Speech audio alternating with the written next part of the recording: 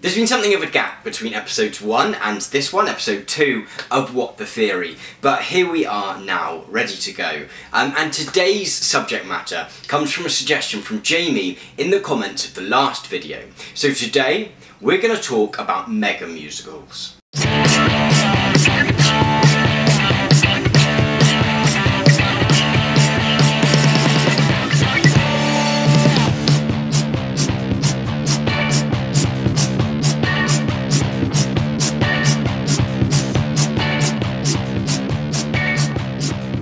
Like many people who take an academic interest in theatre, musicals aren't something I think about an awful lot. But for many people, when you mention theatre or going to the theatre, a musical will be the first thing that they think of. Not many people's first theatre-going experience is a Strindberg play. It might be a piece of Shakespeare, but that might be because they've been forced to go along with their school. And when you ask most people about theatre, they will either talk to you about pantomime or about musicals. In fact, more people see a show in the West End each year than attends the English Premier League. Now, there is a wealth of academic literature about musicals that exists, and some really critical, well thought out frameworks for analysing and discussing such work.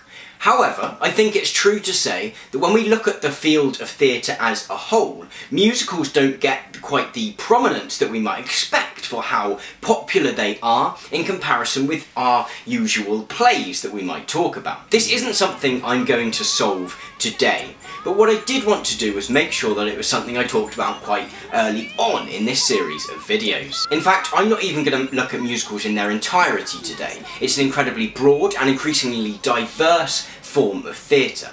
But what I'm going to look at today is the mega musical, or what Dan Rebellato calls in his 2009 book Theatre and Globalisation, McTheatre. So let's start from a point of differentiation between a musical and what we might call a play. And no, I don't just mean that there is singing. To speak in generalities, if I and you both go to see a production of The Seagull or The Cherry Orchard, they might differ absolutely. Mine might be set in the present day, while yours might be a period piece. Yours might be full of pace and vigour and verve, while mine might be a slow, drawn-out, tension-filled affair. This is a rarity in the mega musical. If we think of Les Miserables' famous marching forward and backward choreography during One Day More, or perhaps the boat scene in A Phantom of the Opera, we've come to expect a certain consistency from this type of work. So Rebellato's argument is that we can view the opening of a new production of a mega musical, for example the London production of Hamilton, which opens in the new year, in the same way that we might view the opening of a new McDonald's restaurant. Although the location and venue might be completely different, great pains will be gone to ensure that the production on this side of the Atlantic is as close to as possible to the production on the other side. And it's worth saying that this comes from a good place. The notion here is that the production which tours in China or South Africa or in rural Devon, for example, should be of exactly the same quality as that which premieres on Broadway. However, just as chain restaurants, whatever their price point, take the artisanal act of cookery and turn it into a replicative process, so does the mega musical turn the job of the director, or the choreographer, or the costume designer, and turn it into a reproductive process. When asked to define theatre and what draws me to it, I'll often mention its ephemerality, but also its liveness. What happens on one night or in one production might be completely different to the next. The mega musical, however, does whatever it can to eradicate this. We also live in an age of great directors.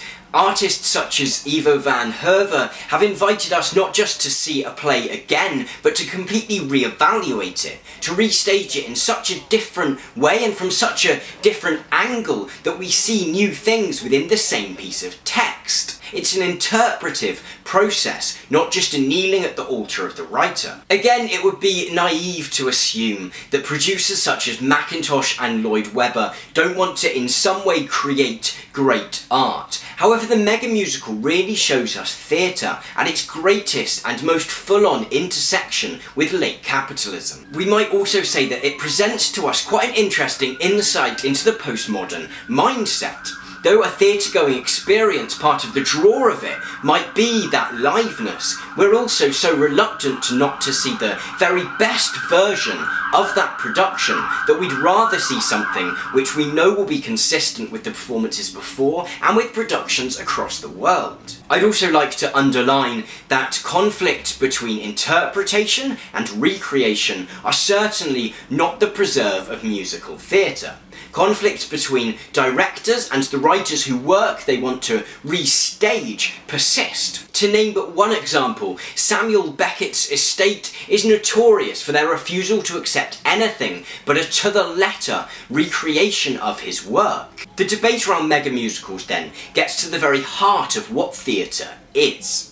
It asks us whether we prefer to accept something that we know will be of great quality but has no risk to it, or whether that risk and that chance that a production might not be completely up to scratch is part of the theatre-going experience. This is something that I don't even particularly know where I stand on, and it would be absolutely great to hear some of your thoughts down in the comments. And if you'd like to read more on Megamusicals and McTheatre, I'd certainly suggest Dan Rebellato's Theatre and Globalisation, as well as the Theatre and series as a whole. It's a really great collection of books which is kind of gives you introductions to lots of different angles on theatre. Thank you very much for watching this episode of What the Theory. If you have enjoyed it, then please do give it a thumbs up. If you'd like to see the next one, then please do subscribe. As always, it's great to hear suggestions of what you'd like to hear me do a little episode on or do a vlog on. Thank you very much and have a great week.